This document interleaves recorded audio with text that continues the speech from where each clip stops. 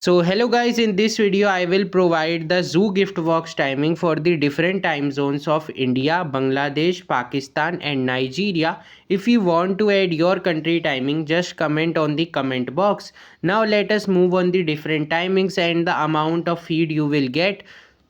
So the first gift box will appear on the map at 11:25 UTC. The reward will be 1613 animal feed and duration of time will be 15 minutes.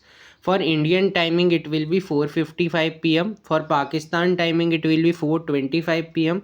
For Bangladesh timing it will be 5:25 pm and for Nigeria timing it will be 12:25 pm. The second gift box will appear on the map at the 18:25 UTC. The reward will be 373 animal feed and duration of time will be 30 minutes. For Indian timing it will be 11:55 pm. For Pakistan timing it will be 11:25 pm. For Bangladesh timing it will be 12:25 pm. For Nigeria timing it will be 7:25 pm. The third gift box will appear on the map at 20:05 UTC.